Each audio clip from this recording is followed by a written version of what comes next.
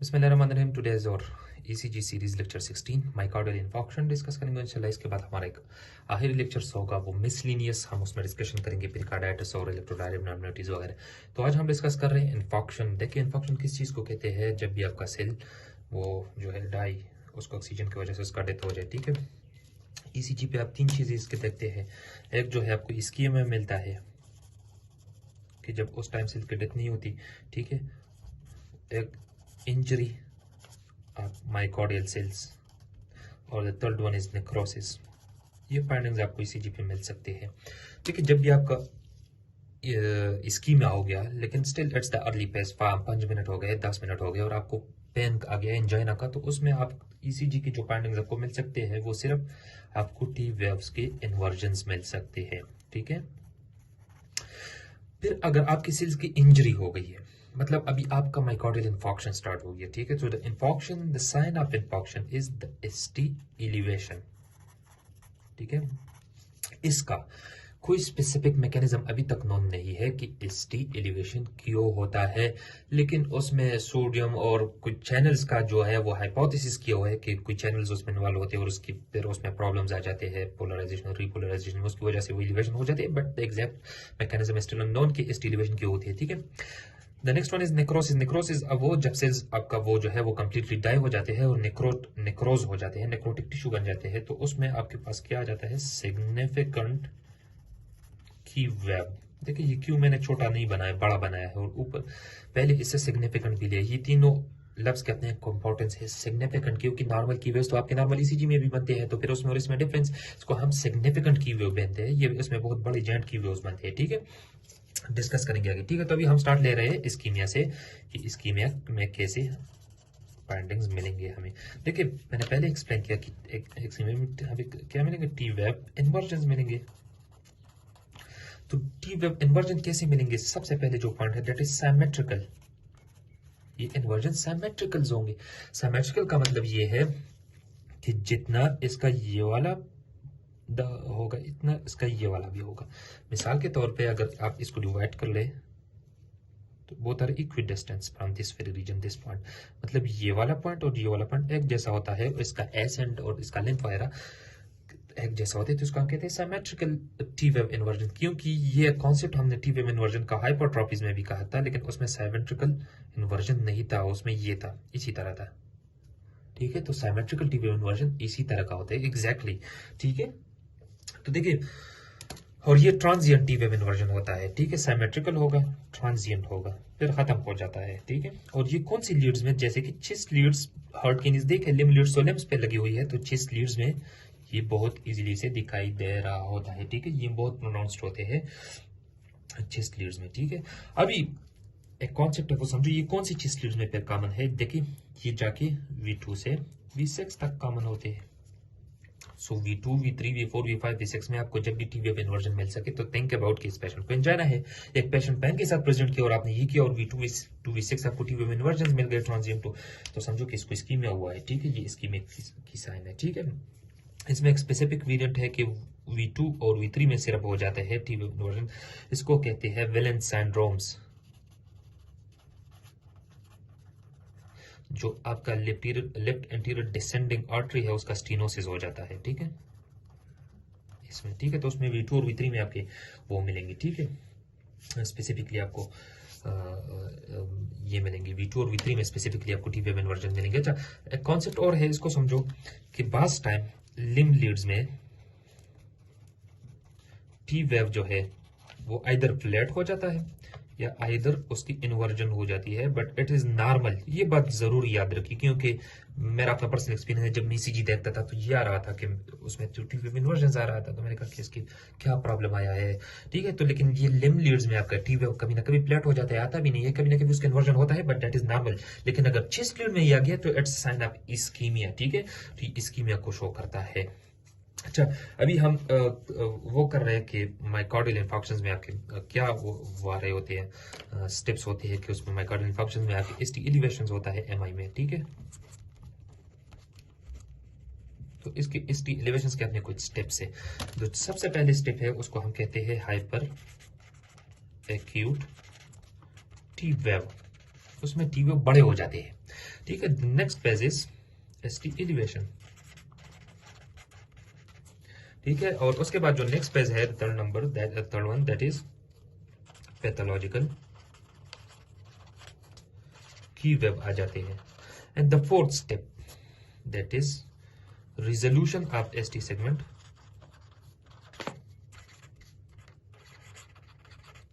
and T wave inversion, ठीक है। इसका मतलब ये है कि जब आपका इंफॉक्शन स्टार्ट हो गया आपके मायोकार्डियल सेल्स का, तो जो फर्स्ट चेंज आपको ईसीजी के पैटर्न पे मिल रहा होता है, मिसाल के तौर पर अभी इसी टाइम आपका इंफॉक्शन स्टार्ट हो गया है, सेल्स की डेथ हो गई, तो जब फर्स्ट स्टेप आपका जो मिलेगा वो हाइपर एक्यूट ट्यूब में मिलेगी। उसके बाद that will be followed by ST elevation, that will be followed by pathological Q wave and that will be followed by the resolution of ST segment इसके बाद ठीक हो जाएगी और टी वेव का इन्वर्जन स्टार्ट हो जाएगा, ठीक है। अभी इसका थोड़ा बहुत डिटेल हम स्टडी करते हैं कि hyper acute T wave ECG पे कैसे नजर आएंगे और इसके साथ कितने टाइम बाद ये राइज करता है और इस डिटेल में आप जाते हैं, ठीक है। So the first step has we already said that hyper acute T wave हमें मिल जाते हैं, ठीक है। अभी इसको सबसे पहले ईसीजी के पैटर्न पे आपको कैसे नजर आएगा, ये पी वेव हो गया, आपका क्यूआरएस हो गया, नॉर्मल टी वेव हो गया, ठीक है। अगर इन्फॉक्शन हो गया सो द अर्लीस्ट आपके जो चेंज आ जाएगा वो ये आ जाएगा, ये फिर पी वेव हो जाएगा, ये हो गया, तो टी वेव इस तरह आ जाएगा। सो इस टी वेव के कैरेक्टरिस्टिक्स क्या है हाइपर एक्यूट टी वेव के? So the characteristics of the hyper acute is sharp, tall, pointed T wave, ठीक है। और ये आपके साथ जो है वो जो है ज्यादातर वो लिम्ब लीड्स में आपके साथ जो है, सॉरी ये प्रोमिनेंट जो होता है चिस्ट लीड्स में ज्यादा प्रोमिनेंट होता है, ठीक है। और ये कितने टाइम बाद 30 मिनट 5 to 30 मिनट आपका इन्फॉक्शन स्टार्ट हो गया तो 5 से 30 मिनट में ये आपके पास अपेयर होंगे, ठीक है। इसके बाद जो है ये इवॉल्व होके थोड़ा सा जब आपका जब इवोल्यूशन हो जाती है इन्फॉक्शन है, तो जो आपको मिलते हैं वो एसटी सेगमेंट एलिवेशन आपको मिल जाता है, देखिए। एसटी सेगमेंट एलिवेशन ये कॉन्सेप्ट याद रखो क्योंकि ये ज्यादातर आपके क्लिनिकल प्रैक्टिस में यूज हो रहे थे। ये नॉर्मल एसटी सेगमेंट है, ठीक है। ये वाला लेवल और ये वाला लेवल ये एक जैसे होंगे। एसटी सेगमेंट एलिवेशन कैसे आपको नजर आएगा, ठीक है। So this is a normal, तो देखिए ये एस रीजन टी रीजन है, ठीक है। इस तरह कंसिडर कर लो कि यहाँ पे किसी ने कोई बांधा है और इसी तरफ खींच लेता है इधर से, तो ये इस तरह भी आ सकता है, डिफरेंट पैटर्न से। अभी मैं ऑलरेडी भी एक्सप्लेन करूंगा। देखिए ये टी वेव रह गया और ये आपका एस टी सेगमेंट हो गया, इधर आ गया, ठीक है। आपका एस टी सेगमेंट ये वाला आपका एस टी सेगमेंट हो गया, ठीक है। अभी एस टी सेगमेंट के इंपॉर्टेंस और इसके मतलब यह है कि उसके अपने स्टेप्स है, इसकी वेरिएशंस के कि कैसे एस टी सेगमेंट्स में आपके पास क्या क्या चेंजेस आएंगे, ठीक है। So it is the earliest recognisable, वो भी अर्लीस्ट टाइम का हाइपर एक्यूट टी वेव, लेकिन ये रिकॉग्नाइजेबल ये ज्यादातर लोग पिक कर सकते हैं, अर्लीस्ट रिकॉग्नाइजेबल साइन है, ठीक है, या पैटर्न है आपको, ठीक है। ये यूजुअली कितने टाइम में अपेयर होता है, 1 आवर में अपेयर हो जाता है, ठीक है। फिर जो इसके स्टेप्स है, स्टेप्स में इसमें क्या है, देखिए the first step in this, इसमें फर्स्ट स्टेप में जो है आपका एसटी सेगमेंट स्ट्रेट हो जाता है, ये मैं आपको अभी पैटर्न दिखा रहा हूं, ठीक है।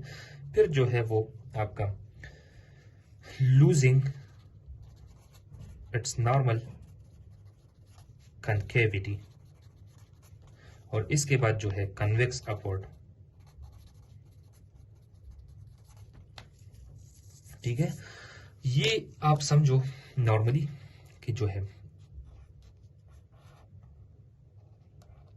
ठीक है, ये नॉर्मल एक कनकेविटी है, इसको इधर से देखो इधर तक एक कनकेविटी है, ठीक है। और ये इधर आया हुआ है और फिर इसके बाद एक वेव बना हुआ है, तो इसको एसटी एंगल कहते हैं इसी रीजन को, ठीक है। तो एसटी एंगल, तो सबसे पहले जब स्ट्रेट हो जाता है तो कैसे हो जाता है, ये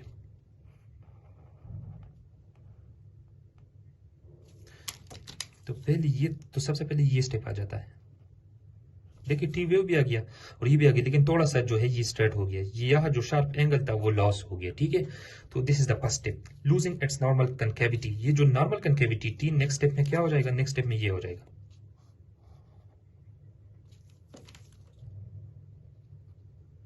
ये देखिए कनकेविटी लॉस की, ठीक है, ये इस तरह हो जाएगा।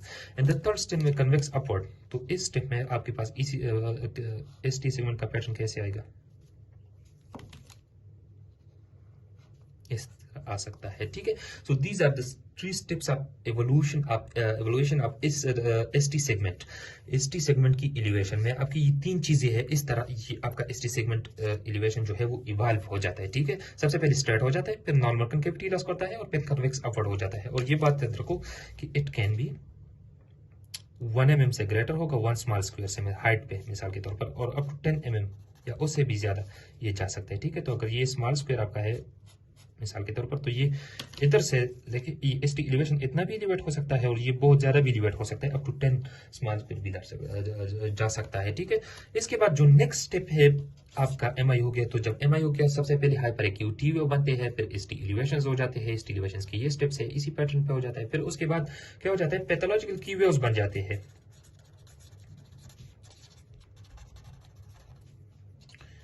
देखिए पैथोलॉजिकल की वेव का क्या मतलब है, मैं फिर से रिपीट कर लूं कि ये नॉर्मल की वेव की तरह नहीं होगी, इट विल बी ब्रॉडर, ये ब्रॉडर होगी और बहुत डीप होगी, ठीक है।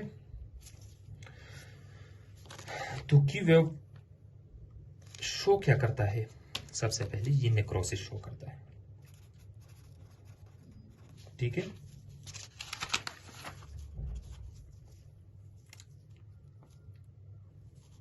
टाइम कितना लेता है, ये 1 to 2 आवर लेता है, लेकिन ये 12 आवर्स भी ले सकते हैं और ये इवन 24 आवर्स भी ले सकते हैं। अभी आपको इन्फॉक्शन हो गया, ठीक है, तो 1 to 2 आवर्स में आपके की वेव बन सकते हैं, लेकिन ये भी पॉसिबिलिटी है कि 12 आवर्स में बन जाए और ये भी पॉसिबिलिटी है कि आपके 24 आवर में जो है वो बंद हो जाए, बन जाए, ठीक है। एक्सटेंसिव डैमेज अगर है, बहुत ज्यादा आपका माइकोडियल इन्फेक्शन हुआ है और नेक्रोसिस हुआ है, तो इसमें ये परमानेंट रह जाते हैं फॉर द लाइफ टाइम। लेकिन अगर शॉर्ट स्मॉल डैमेजेस है तो वो स्कार हो जाते हैं, फिर वो कंट्रैक्ट कर जाते हैं, तो इससे ये डिसअपियर हो सकते हैं, ठीक है। लेकिन अगर परमानेंट की वेव परसिस्ट कर जाए तो इसमें द डैमेज इज एक्सटेंसिव, ठीक है।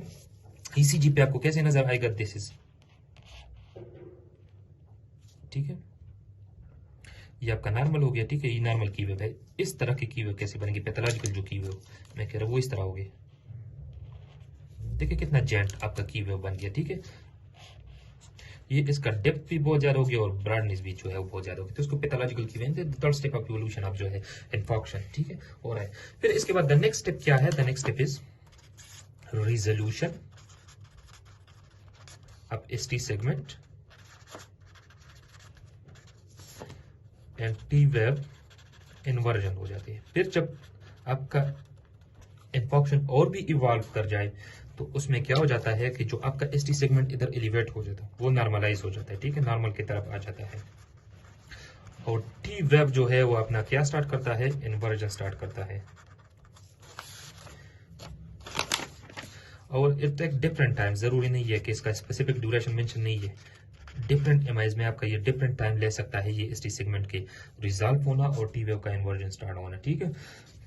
ये कैसे होगा, आपको ईसीजी पे कैसे नजर आएगा, देखिए ये आपका बिल्कुल नॉर्मल ईसीजी हो गया, ठीक है। ये जो है आपका डिस्टर्ब ईसीजी है, ठीक है, देखिए आपका इलिवेशन है, ठीक है, लेकिन still the T wave upward. इसमें क्या होगा, ये इस तरह हो गया, ठीक है, तो ये तो नॉर्मल हो गया लेकिन ये स्टार्ट होगा, तो this is ST segment normal but inversion start हो गया, ठीक है। एक कॉन्सेप्ट याद रखो कि अगर परमानेंट ये चीज डेवलप कर जाए, एसटी सेगमेंट नॉर्मल और टी वेव इन्वर्जन, और परसिस्टेंट हो, चेंज ना हो जाए, तो ये लेफ्ट वेंट्रिकल डायलेशन या एनोरिज्म शो करता है। बस ये बात रट ले इस बात को, ठीक है, ये मेंटेन करके। नेक्स्ट जो कॉन्सेप्ट है that is the reciprocal ST segment depression. बस टाइम ये होता है कि जब आपका किसी जगह में एसटी एलिवेशन हो जाता है, मतलब आपका एमआई हो गया और एसटी एलिवेशन हो जाएगा, लेकिन रिमोट एरिया में आपका क्या हो जाएगा, रिमोट एरिया में आपका एसटी डिप्रेशन हो जाएगा। इस एसटी डिप्रेशन को कहते हैं रेसिप्रोकल एसटी डिप्रेशन, इस कॉन्सेप्ट को समझो, ठीक है, क्योंकि लास्ट टाइम आप जब ईसीजी के पेपर देखते हैं तो उसमें इंफीरियर एमआई में है या इंटीरियर एमआई में है, तो उसके साथ जाके V1 और V2 में आपका जो है वो एसटी डिप्रेशन भी आ रही है, तो आप कंफ्यूज हो जाते हो कि यार ये तो वो सीरियर एमआई ना हो, लेकिन ये रेसिप्रोकल भी हो सकते हैं, ठीक है। 70% आप इंफीरियर एमआई में हो सकता है, ठीक है, 30% आप इंटीरियर एमआई में हो सकता है। मिसाल के तौर पर एग्जाम्पल हम लेते हैं, इंफीरोलेटरल एमआई है, दिस इज हार्ट, ठीक है, ये वाला रीजन जो है आपका एमआई हो गया, लेटरल और इंफीरियर हो गया, ठीक है। ये मैं इंफीरियर ड्रॉ नहीं कर सकता ये क्योंकि वो 3 डायमेंशनल है, नीचे और इंफीरियर लेटरल, तो उसमें क्या हो गया 2 3 EVF, और लेटरल भी है तो साथ में लेटरल में इन्वॉल्व जो है वो 1 और AVL भी है, तो इसमें को इंफॉक्शन हो गए तो आपको ST एलिवेशन मिलेंगे, लेकिन साथ साथ में V1 और V2 जो कि right side of the heart पे लगा है, इसमें आपको ST डिप्रेशन मिल सकते हैं।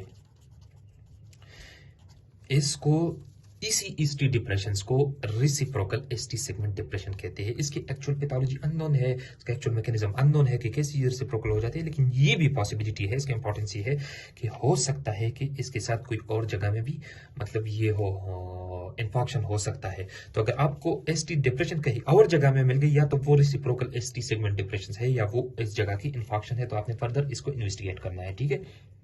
नेक्स्ट कॉन्सेप्ट जो है that is localisation of infarction.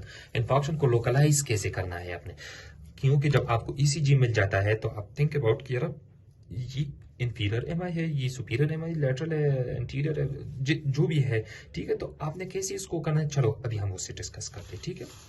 देखिए आपके ये हार्ट है, तो नीचे जो आपका वो लगा हुआ है, क्या नाम है उसका, जो इंफीरियर लीड्स है वो 2 3 और AVF है, जो लिम लीड्स है वो हार्ट को नीचे के डायरेक्शन से देख रहे हैं, ठीक है। जो आपका लेटरल है वो 1 है और AVL लिम लीड्स में, ठीक है, और जो लिम लीड्स में आपके राइट साइड को देखता है, ठीक है, वो AVR है, ठीक है। अभी जो आपके देखते हैं, लेकिन वो चेस्ट लीड्स है लेफ्ट साइड पे, तो V5 और V6 चेस्ट लीड भी देखते हैं लेफ्ट साइड को, वो इंफीरियर नहीं देखते, वो इंटीरियर रीजन को देखते हैं इसी तरह, और V1 और V2 आपके राइट साइड को देखते हैं, और V3 और V4 जो है वो आपके इंटीरियर रीजन को देख सकते हैं। देखिए इसको फिर से जो है वो आप क्या है इसको देखे एक नज़र, ठीक है। देखिए 2 है 3 है VF है और साथ साथ में ये V1 V2 है, ठीक है। अभी इसको हम करते हैं कि फर्दर इसको लोकलाइजेशन ऑफ इन्फॉक्शन करते। देखिए जब आपका ये वाला रीजन इन्वॉल्व हो जाए left side of the heart, तो इसका प्रॉब्लम, इसका मसला क्या है कि आपका लेफ्ट जो मैंने आर्टरी ड्रा की है, ये सरकम्प्लेक्स आर्टरी है लेफ्ट, ये इन्वॉल्व है आपका, ठीक है। तो इसमें लेफ्ट साइड पे कौन सी लीड है, 1 है, AVL है, V5 है और V6 है, तो 1 AVL V5 और V6 में जो है आपका क्या चेंजेस आ जाएंगे, ठीक है। सो लेफ्ट लेटरल इन्फॉक्शन में आपके जो चेंजेस आएंगे वो 1 AVL V5 और V6 पे आ जाएंगे, ठीक है। फिर जो आपका इंटीरियर रीजन इन्वॉल्व हो जाए, ठीक है, दिस इज द हार्ट, ये आपका हार्ट है, ठीक है। तो जब हार्ट के आपका ये वाला रीजन इन्वॉल्व कर ले, तो इसके सामने क्या लगे है, तो इसके सामने चेस्ट लीड्स लगे हैं, तो वो चेस्ट लीड में प्रॉब्लम आएगा, ठीक है। तो वो इंटीरियर रीजन अगर इन्वॉल्व कर रहे तो आपसे V3 से V4 तक आपके चेंजेस आ सकते हैं, ठीक है। और वो कौन से, लेफ्ट एंटीरियर डिसेंडिंग आर्टरी में ज्यादा होते हैं, ठीक है। नेक्स्ट जो आपका वो करता है वो इंफीरियर एमआई है, जो आपका inferior surface of the heart जो है, जो ये वाला नीचे का सरफेस है जो डायफ्राम के ऊपर आ जाता है, वो वाला जब डिस्टर्ब होता है तो नीचे 2 3 और AVF वो लिम लीड जो है आपकी, उसमें ST एलिवेशन आपको मिलेंगी, ठीक है। बास टाइम ये भी हो सकता है कि right side of the MI right heart MI हो जाए, ठीक है, लेकिन वो रेयर इम्पॉसिबल है कि वो सेपरेट हो जाए, क्योंकि वो सेपरेट इसलिए नहीं होता क्योंकि वो जो एक आर्टरी है जो जाके पोस्टीरियर भी बन जाता है, ठीक है, और साथ में ये आर्टरी एक्चुअली होता है जो जाके पोस्टीरियर द हार्ट भी सप्लाई करते हैं, और ये राइट साइड को भी इस मार्जिनल ब्रांच भी देते, तो right coronary artery divided into right marginal branch और फिर सरकम्प्लेक्स और जाके पोस्टीरियर, तो जब भी पोस्टीरियर ब्लॉक हो जाती है तो साथ में ये भी ब्लॉक हो जाती है, तो right side of the heart में वो मिल जाता है आपको, ठीक है। तो इसमें क्या होगा कि V1 में आपके ST एलिवेशन मिल जाते हैं आपको, ठीक है। क्योंकि V1 is oriented to the right side of the heart, ठीक है। तो जब भी आपका V1 ST एलिवेशन मिल जाए और साथ में 2-3 EVF, तो इसको हम कहते हैं इंफीरियर और साथ में राइट हर्ट का MI है, ठीक है। इसको आइडेंटिफाई करने का कंफर्म करने के लिए हम एक और लीड लगाते हैं, उसको कहते हैं V4R। देखिए जितनी भी ये चेस्ट लीड्स हम लगाते थे, left side of the heart पे, उस पे लगाते थे, चेस्ट पे, ठीक है। लेकिन जब आप जाके राइट साइड ऑफ चेस्ट में मिड क्लेविकुलर लाइन पे एक और लीड लगाते हैं फिफ्थ इंटरकोस्टल स्पेस में, तो उसको हम V4R कहते हैं, ठीक है। अगर उस V4R में अगर एलिवेशन है आपकी ST, तो दैट सिग्निफाइज, वो क्या सिग्निफाई करता है, दैट कि आपका right side of the heart involve है, ठीक है। एक और कॉन्सेप्ट है, उसको समझो पोस्टीरियर MI जिसे कहते हैं,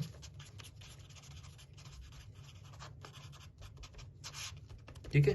पोस्टीरियर MI में आपको क्या वो आ जाएंगे, ठीक है। उसमें लीड V1 V3 या V4, या उसमें देखिए ये भी इंटीरियर MI की तरह डिटेक्ट होता है, चेस्ट लीड इसको डिटेक्ट करता है। लेकिन इसमें क्या हो रहा है, इसमें एक्चुअली चेस्ट लीड जब इंटीरियर MI को डिटेक्ट करते हैं तो वो इंटीरियर वॉल के ऊपर लगे होते हैं, लेकिन जब पोस्टीरियर वॉल को डिटेक्ट करते हैं तो उसमें पोस्टीरियर वॉल में एक्चुअली करंट जो है वो अवैध जा रहे हैं लीड से, तो उसमें सारा जो वही इंटीरियर MI को आप इन्वर्स कर ले तो वो पोस्टीरियर इन्फॉक्शन बन जाता है, ठीक है। तो क्या उसमें फाइंडिंग्स है, आर वेव शूट कर जाएगा, ऊपर जाएगा, इंक्रीज कर जाएगा, ब्रॉडर हो जाएगा, ठीक है। और ST डिप्रेशन आपको मिलेंगे और T वेव अपराइट मिलेंगे इस तरह।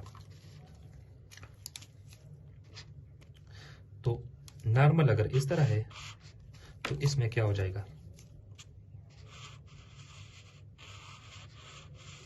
ठीक है, या इस तरह थोड़ा सा हो जाएगा।